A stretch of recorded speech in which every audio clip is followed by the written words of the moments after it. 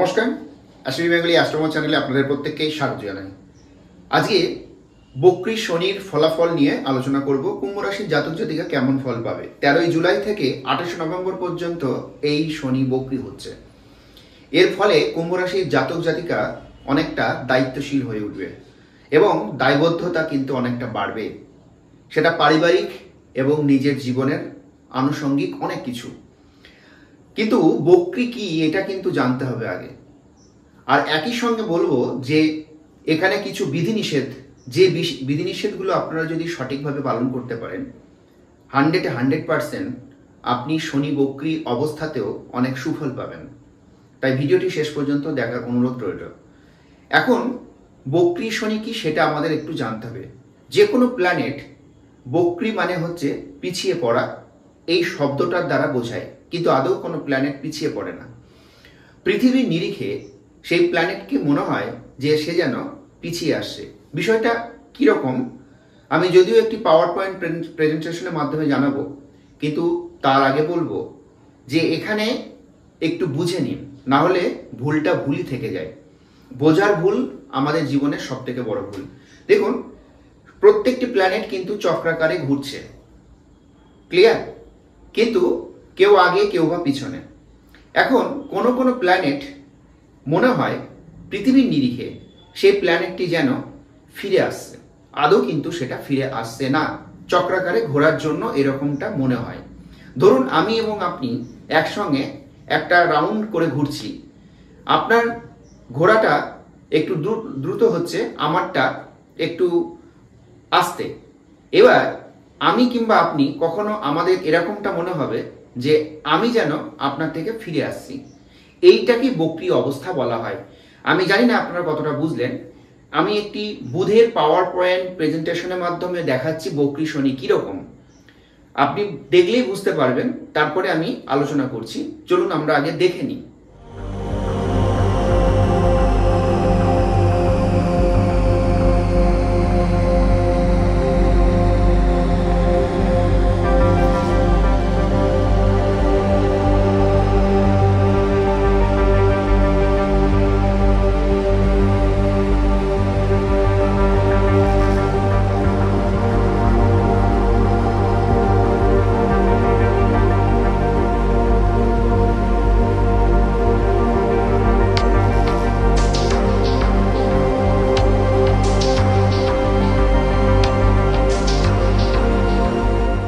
আশা করি বিষয়টা বুঝলেন।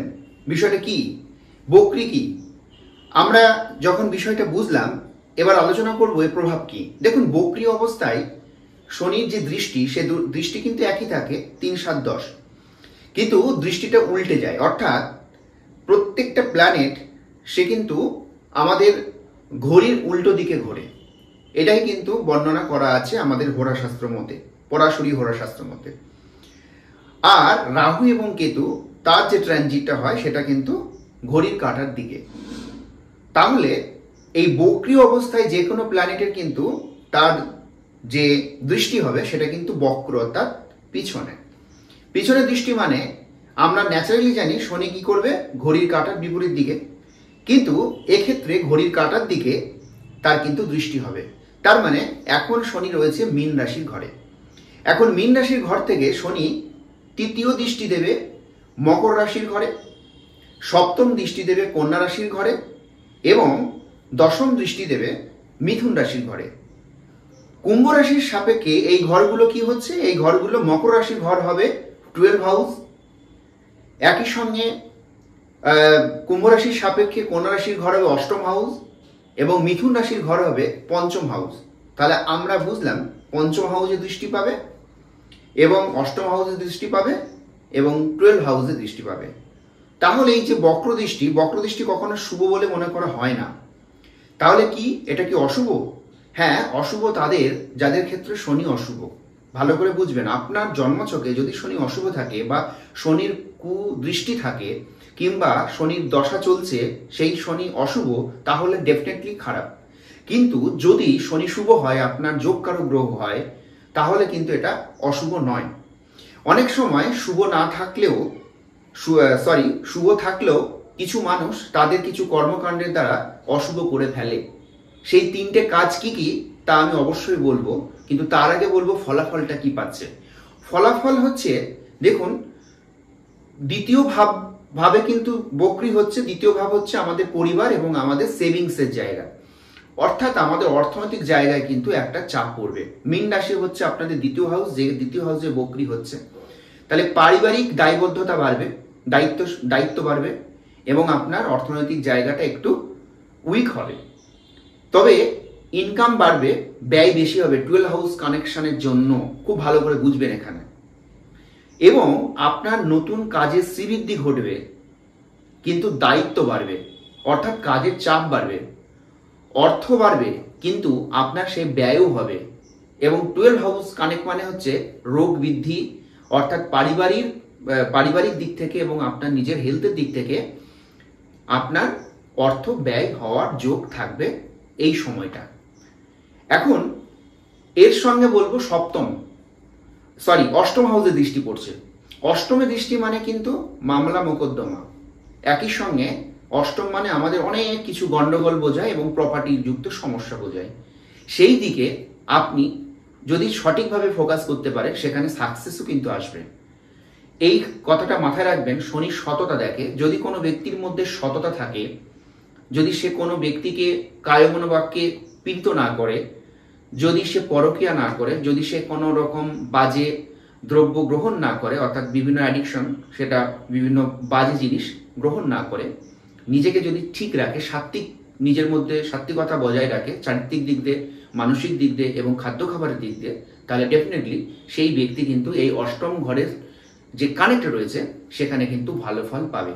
সেখানে সে প্রপার্টি যুক্ত সমস্যা থেকে বাঁচবে, সেখানে সে মামলা মোকদ্দমা থেকে সাফল্য পাবে, না হলে কিন্তু এখানে সে দেউলিয়াও হয়ে যেতে পারে। মাথায় রাখবেন, অষ্টম হাউস কিন্তু আমাদের সব থেকে বড় সমস্যা, এবং এই সমস্যাগুলো থেকে আমরা কিন্তু ডেফিনেটলি যখনই এখানে আমরা ফোকাস দেব, সেখানে দায়িত্ব বাড়বে, দায়বদ্ধতা বাড়বে, সেখানে অর্থ ব্যয় হবে, কিন্তু লং টাইমের একটা সাফল্য আপনার আসবে। সাময়িক মনে হবে যে এখানে মনে হচ্ছে আমার ব্যয় হয়ে যাচ্ছে, কিন্তু এই ব্যয় হলেও এটা কিন্তু অর্থনৈতিক দিক দিয়ে আপনার লং টাইম দিক দিয়ে সাফল্য। এবার বলবো, একই সঙ্গে অনেকে দেখবেন শেয়ার মার্কেটে বলুন বা লটারি ক্ষেত্রে অনেকে এইগুলো যেটা করেন, সেখানেও কিন্তু এক্ষেত্রে একটা দেউলিয়া হওয়ার সম্ভাবনা রয়েছে। এক্ষেত্রে সাবধান থাকবেন। লোভ কামনা বাসনা কিন্তু আমাদেরকে শেষ করে দেয়। এবং পঞ্চম হাউস মানে প্রেমজ জীবনে কিন্তু সমস্যা আনতে পারে, এবং সন্তান নিয়ে আমাদের কিন্তু দুশ্চিন্তা বাড়তে পারে। এই হচ্ছে আমাদের শনির ফলাফল। তাহলে শনি এখানে শুভফল কিভাবে পাবো? শনির শুভফল হচ্ছে 3টে জিনিস করা যাবে না। এক হচ্ছে কায়মনোবাক্যে কোনো মানুষকে পীড়িত করা যাবে না, ঠিক আছে? অর্থাৎ নিজের মধ্যে সততা প্রবৃত্ততা রাখতে হবে। 2 হচ্ছে পরকীয়া করা যাবে না, যেটা একদম শেষ করে দেবে কিন্তু শনি এই বক্রি অবস্থায়, লাইফ কিন্তু বরবাদ।